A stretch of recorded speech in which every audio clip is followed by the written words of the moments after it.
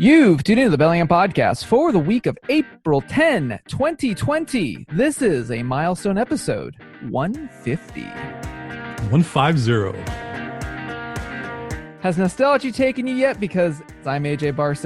And straight out of 9226, those fabulous 5-digit zip code numbers. I am Chris Powell. On this episode, no classy intro, no charm or wit. It is just a milestone episode where we get to have a conversation and continuing Volume 2 of the Quarantine Chronicles next on the Bellingham Podcast.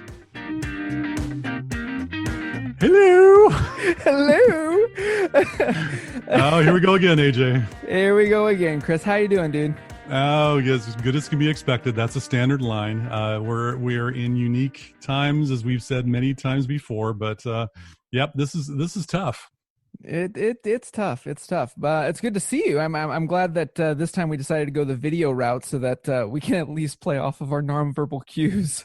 Yes, we're actually utilizing the technology. We are seeing each other as we're recording the audio, which you are hopefully hearing right now. So Yep. Congratulations on 150 episodes of mirth, merriment, and a magnanimous content delivery. Cheers. Cheers. Yes, and we can't clink glasses, but what are you going to do? So on this episode, we are continuing with our Quarantine Chronicles. Last week, we skipped an episode per se. We actually had a special edition Analog Explorer kind of double hitter with our episode 149. So if you're wondering where Chris and I were, we kind of put two episodes in 1 week because Chris and I have very ramped up day jobs, and there's not much time to do podcast recording. Yes. Although we do use the medium a lot, but not in a fun capacity. Yeah, make no mistake, while our day jobs are really, really, really intensely busy, I think I could speak for AJ that we're very blessed to have regular gigs right now. And we are in high demand, most definitely, both of us.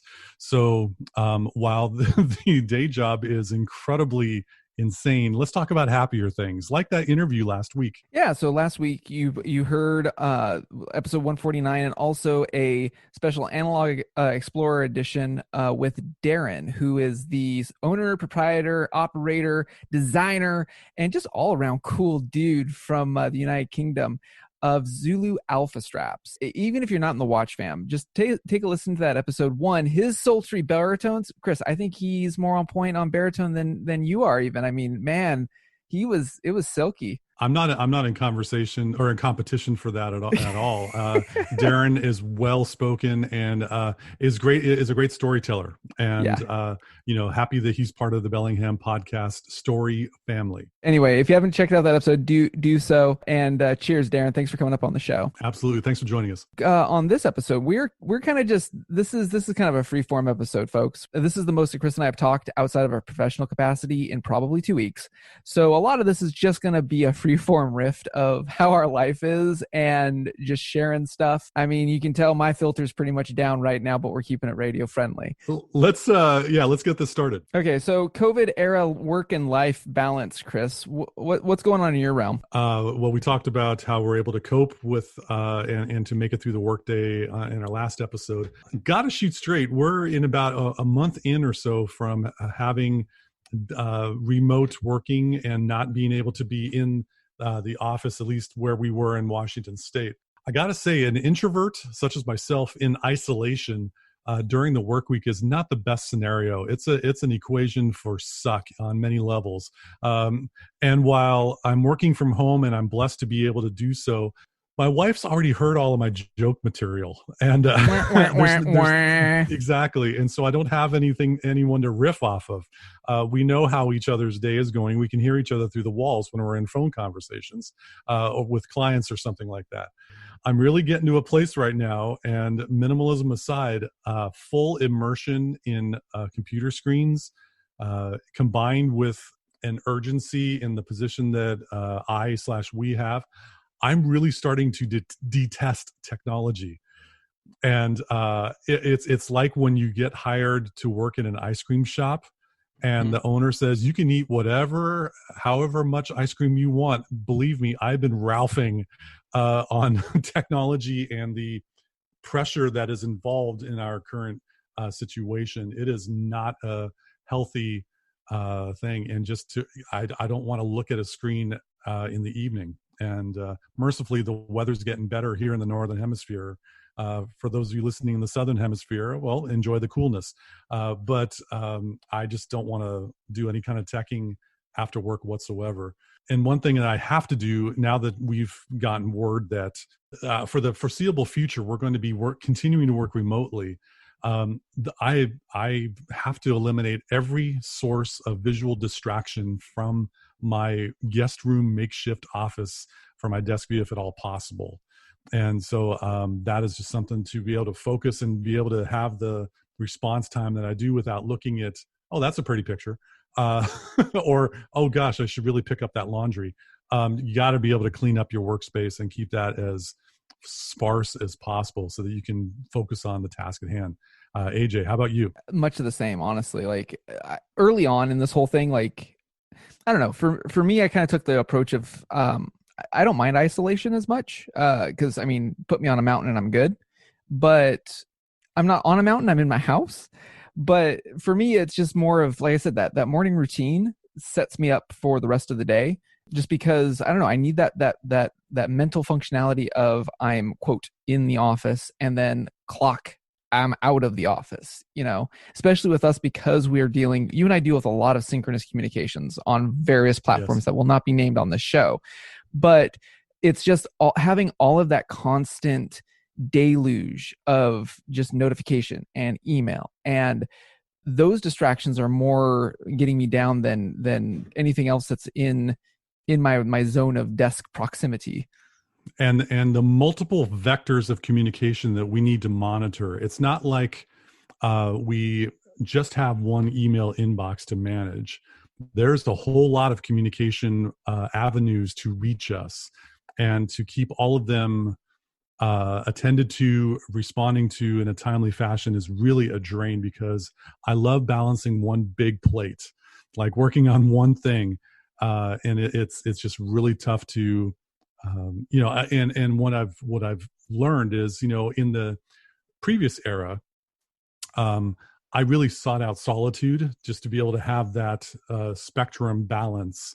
Well, I'm in that solitude completely on, pinned on that side of the spectrum. And now I'm actually realizing I'm a much better professional when I'm seeing people face to face and can look at their body language. And no, I don't really activate my video camera in Zoom meetings or other types of remote meetings. I usually have just audio as I'm doing trouble support calls, but it's really something that we are in-person professionals, technologists, in what we're doing.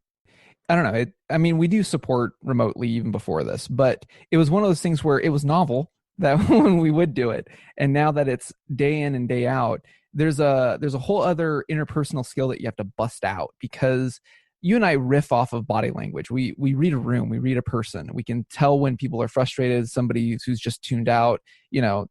We're academics in that regard. We can read a room fast.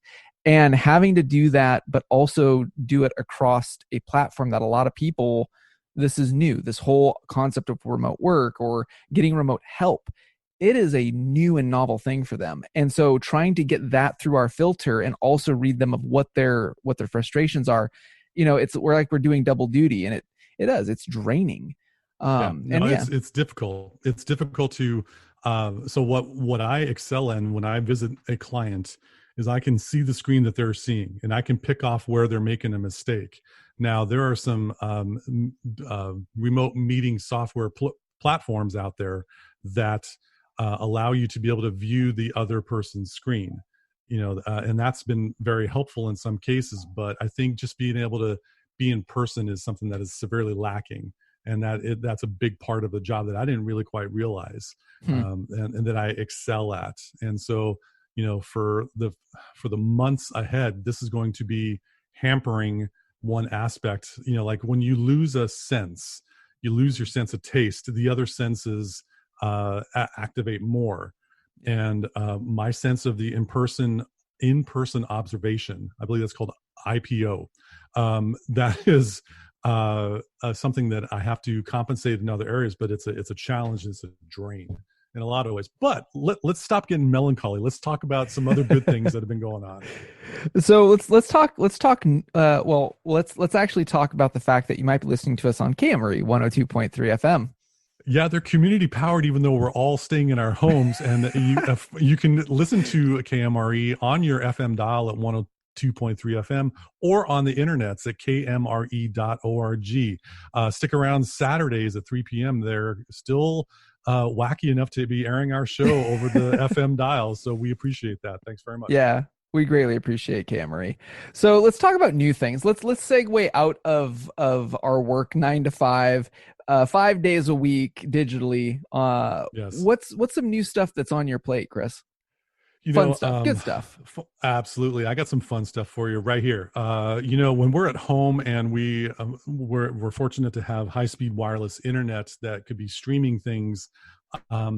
Did you know, at least Northwesterners, or people around the world, that the Seattle Symphony, if you've ever seen the Seattle Symphony live at Benaroya Hall in Seattle, I hope to be able to go there one day with my wife in the future to be in person with a whole lot of people crammed around me in seats next to each other. They are providing weekend performances, quote unquote, live streaming. Last weekend, it was possible to watch a cello quartet. It wasn't a live performance, but it was a recorded performance from their archives, if you will. And so it was called "You Had Me at Cello." The pun. It was cheeky, but it sounded wonderful. And here's some wonderful classical music and watching it live from the Seattle Symphony archives this weekend as we're recording, which is Easter weekend for those of you playing at home. Robert Schumann's Symphony No. 2 is being aired on Saturday and Sunday. Same performance, 2 different times on Saturday and Sunday. We got a link to this and many more things in our show notes. And for the love of gorgeous Jimmy Valiant, drink. And so that's something that I've been enjoying with my wife as we are exhausted from a day of walking our dog, who's really fit and trim right now from getting out there and getting walks. But what about you, AJ? What's something good that you've discovered? So as somebody who is also a creative, so, full disclosure, I'm on Patreon, patreon.com/AJ I have a lot of friends that are also hurting right now because they're gig workers, they're artists, and, things are rough around the United States and around the world. And so artists have had to kind of branch out. So for instance, I have friends that are performing artists, all their gigs, venues are closed. Like, and if you don't perform, you don't get paid. And we've seen a lot of this in the news lately where even high-end artists will do porch recorded performances, and then whatever donations that they get, big artists will donate it to the cause for COVID. But for smaller artists, they're just trying to, one, keep performing, and two, make whatever they can to make ends meet. So I started looking into a lot of different things, and what kind of hit me was I've been listening to a lot of streaming music, and I was just like, Chris, you and I both have dabbled in the music arena, so you and I both know that there's not a lot for small artists. There's not a lot of payoff per stream when you're streaming your music. It is micro cents on the dollar per stream. And so I kind of dipped my toe back into owning my own music again. I do not have the collection that you have, Sir Powell, but over the years, a pretty decent collection of stuff. Yes. A while back, I started looking at revisiting LPs. I used to have, a record player back in the day, and mostly I like having albums that are. I like the art. I miss artwork when it comes to albums, both in the compilation that is the album, as well as the packaging. That there used to be a lot of methodical artisanal stuff that would go into the packaging, the experience. It is I argue the LP was the original OG, open boxing experience that you see on YouTube, because you would have different stuff in the dust covers. the actual vinyl itself would be artistically done, and you don't get that with streaming. You don't get it with MP3. Even CDs, I would argue, really did that away. You didn't really see that with the album art. Well, the cassette tapes had the fold-out notes. The CDs had Yeah. squarish things, but there was something that you could put a lot more into a record Yeah, a internal 10-inch. sleeve. So Yeah. So over the course of the last year, I've been slowly accruing specific stuff, mostly video game inspired LPs. But I've mentioned on the show, there's this kind of ambient adjacent artist by the name of Chillhop music. They're lo-fi, and they're kind of in the vein of ambient music, but a little bit, I don't know, more it's a laid back jazzy. cousin sitting on the couch. Yeah. It's, out of it, I've really been jiving on Chillhop music, and I found out that they have this thing called a Bandcamp. Okay, tell me more. So Bandcamp is basically a platform for artists to basically have a store, and it's kind of like Patreon type of thing / Shopify / Tag World, if you remember that back in the day. It was a social network for musicians that was kind of counterculture to MySpace. And so anyway, I went up on Bandcamp, and I found out that Chillhop has a store up there, and I ordered one of their albums. They're from the Netherlands, so it'll get here when it gets here. But what was cool about the experience, Chris, is here I am. I'm throwing money towards an artist that I've listened to countless times on stream.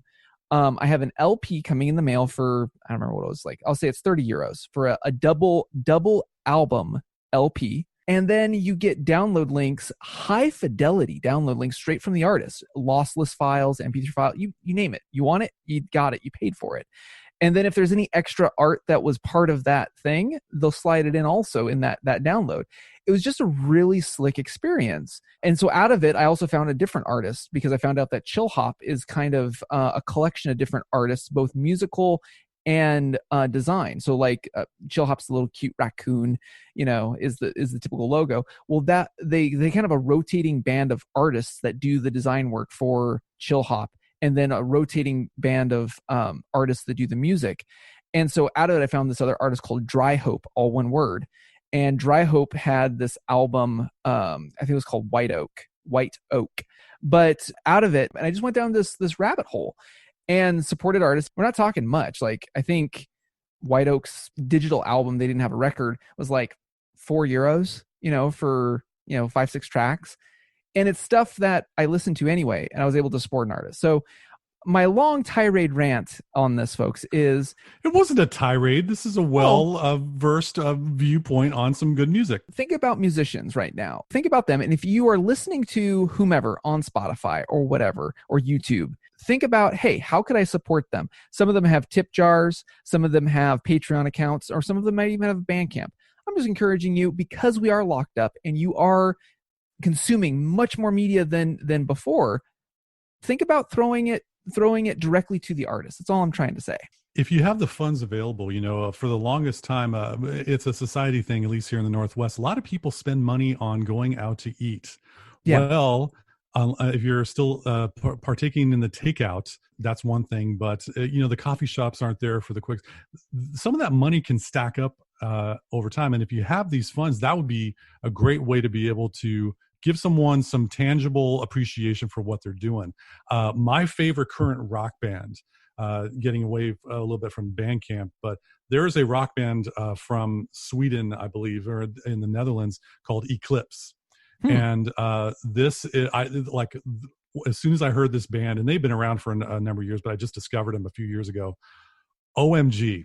It was exactly what I wanted, and it's like my go-to music. But it turns out that they had a live performance in a recording studio with the appropriate distancing of their instruments that was being recorded on April 1st last week. And it was, in their time zone, so it was going to be at a certain time, but they were selling tickets to it on social media. So therefore, since I don't do much on social media, I missed out. And I'm still trying to find, hopefully they'll be able to take that performance, which I saw a YouTube clip of someone that was electric, no pun intended. But keep your eyes peeled for your artists or your musicians doing something online outside of the typical free streaming verse. and do that. If you're on Bandcamp and you're like me, because everyone is of course entitled to my opinion, you will be listening to some glorious ambient music to help you make it through the workday in the background. And there is a label called Archives Dub Music on Bandcamp. This is exactly what I'm listening to. All of their artists, without question, have these wonderful soundscapes, new ambient soundscapes for the 20s, if you will. Archives Dub Music. And then there's this other artist named Kwajbasket, Kwaj Basket. Thank you for pronouncing that, because I was trying to figure that out. Well, I don't know if it's even pronounced correctly, but otherwise I'm Americanizing it. It's Kwajbasket. This is a musician who has an exploration into ambient minimal guitar music. Hello, that's talking my game. And it's just these beautiful little environments, and their music is available on Bandcamp. You can preview the tracks and then download them as well. So along those lines with listening to streaming, it's not just YouTube and Spotify and those other joints. I discovered a live streaming audio website called 9128.live. Yes, kids, we're not in the .com age anymore. It's also it's 9128.live is the web address, and this is it's kind of like the nerdy reclusive second cousin of the Chillhop, sitting there on the sofa having a cup of coffee, and the soma and drenched napping ambient cousin. 9128 Live has some pretty cool audio mixes by DJs, and it's based from a website, an ambient music blog called A Strangely Isolated Place. And if there was ever a website that was completely appropriate for this era that we are in right now, it's a strangelyisolated.place.com. And so I've thoroughly been enjoying 9128, which actually, if you flip the numbers around, it's a little bit of a take on ASIP. Which is a strangely isolated place. Anyway, got a link to that for you. After when you're done listening to our show, click that link and you'll be able to listen to some good quality ambient music. But I got one more thing that I discovered that was rather it appealed to my inner teenager. All right. Now, I've mentioned many times before, and if you've caught some of the references in previous episodes, I'm a fan of pro wrestling. Wait, what? Yes, and since I was a days of my youth, I've been a fan of all the pro wrestlers out there from the 80s and beyond. Well, it turns out that a very popular website out there called Vice.com, Vice TV, is a thing and is a rather popular thing among the kids. Well, they've got a mini documentary series called Dark Side of the Ring. Oh, AJ. Oh my goodness. These are 45-minute glimpses into what goes on behind the scenes. So a very pivotal moment, a clock tower, lightning striking the clock tower moment for pro wrestling was, quote unquote, the Montreal screw job with Bret Hart and Shawn Michaels from 1997. They did a 45-minute mini documentary behind the scenes on that. The tragic story of Chris Benoit and what happened to this wonderful wrestler, and how that just went into a heartbreaking right turn. The fabulous Moolah, this ECW violent wrestler named New Jack. All of these stories with a lot of inside people, on the inside of the squared circle, if you will, available on Vice TV, called Dark Side of the Ring. Oh my goodness, that is how I've been enjoying being under lockdown, quarantine, if you will. No ankle bracelet from the parole officer this time. This is just based on the governor mandate. This is the type of content that I'm thoroughly enjoying. I find it funny that this entire episode pretty much is dedicated to audiophilia when you think about it.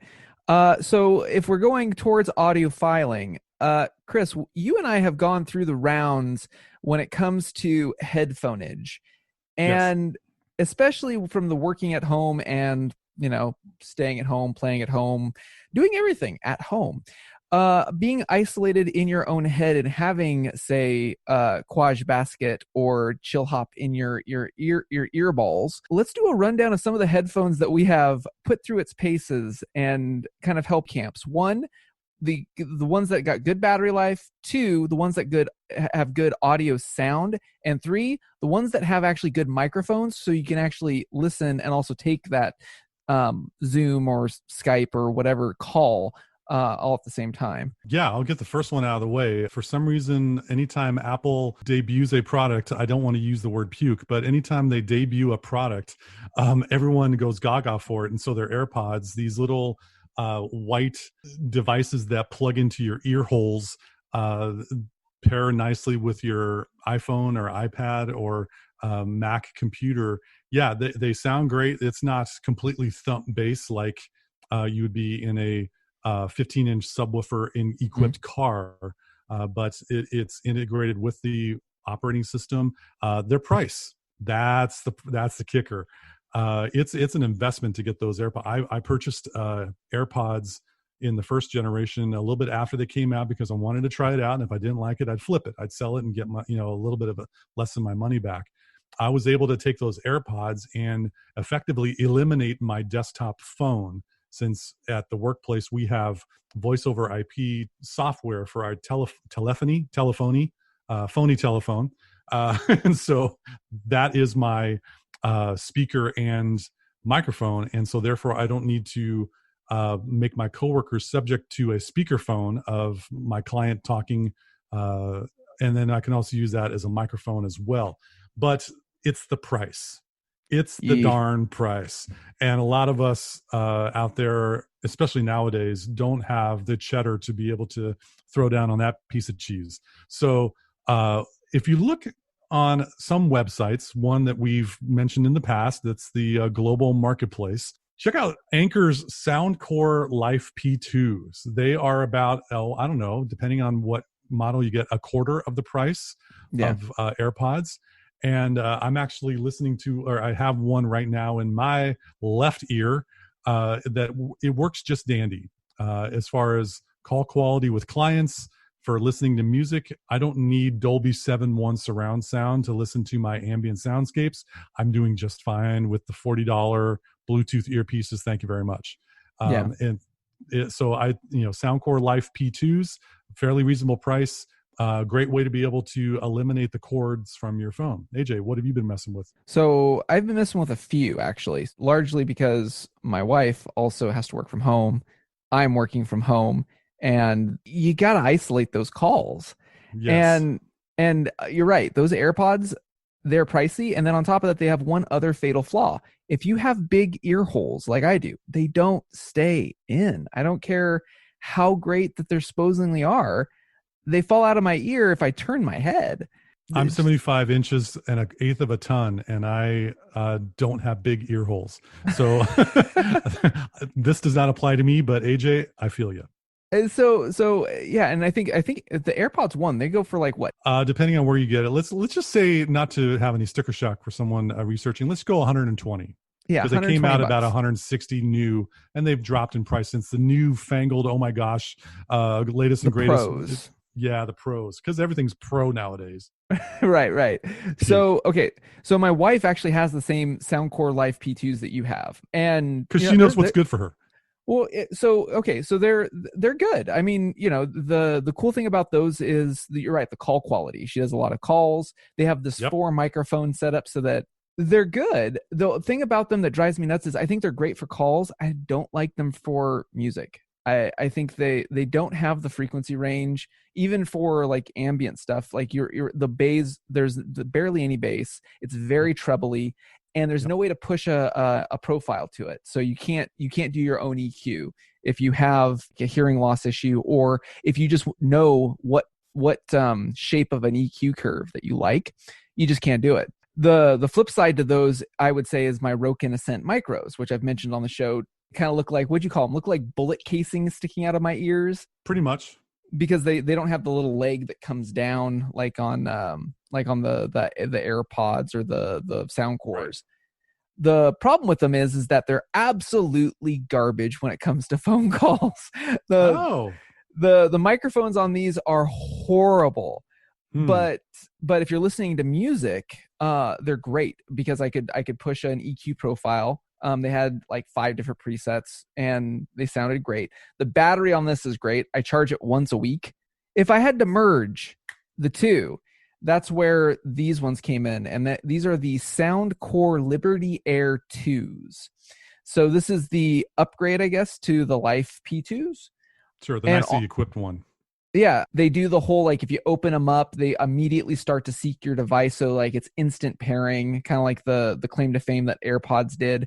And you can get them for, without a coupon code, about $100. I think these were like, you can usually find a 10 or 20% off coupon code because they're made by Anchor. Honestly, if you're looking for a pair of headphones that are the overall, like, good for music, good for calls, these are the ones I would honestly recommend because they're also platform agnostic. They're not made by Apple and not tailored towards an Apple device. I use them on my phone, on my MacBook Pro. Like I said, the big thing about these for me is they're good for phone calls and they're also good for music if you're an audiophile, because you can actually not just push a EQ to these, you can actually custom one. So it has like a 10 band EQ that you can push to it. These are from some of the best sounding headphones for earbuds I've ever used, Chris, for Bluetooth. So these are the Anchor SoundCore Liberty Air 2, not the Life P2. So no, go for the Liberty Air. Yeah. The only downside to these Liberty Air 2s, I only get maybe 2 or 3 days out of this case. I get all day, just like you. I get all day on the microphone using them. So to wrap up the show, we're kind of revisiting a kind of something that we were riffing on that a lot of other podcasts do, which is kind of like an end, like, of note of something another. Just things that you and I like reference, and something's fun, something's cool, something's quirky, something's just, us.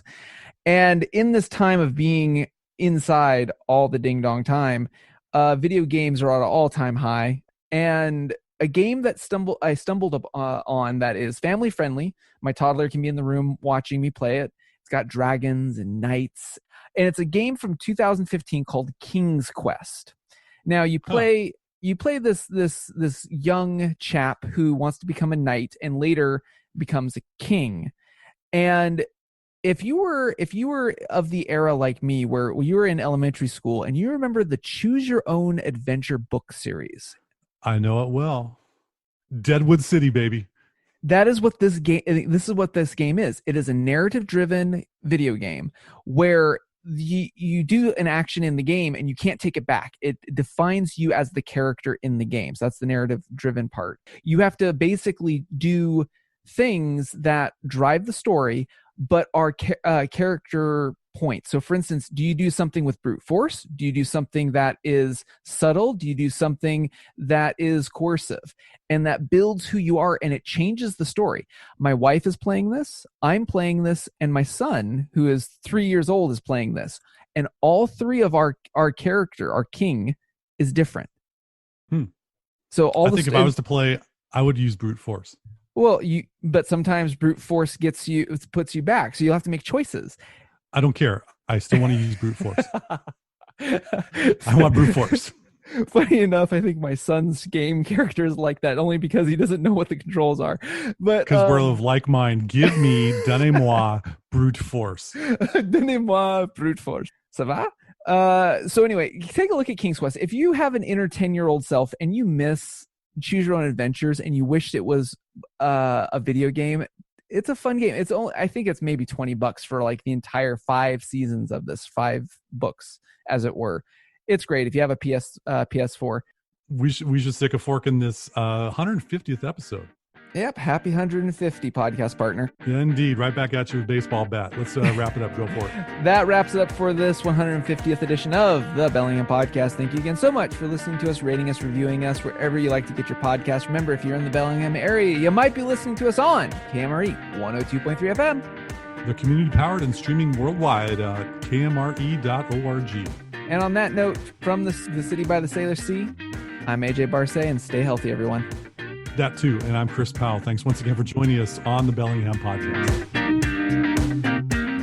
It's pretty much been 2 weeks since you and I have talked.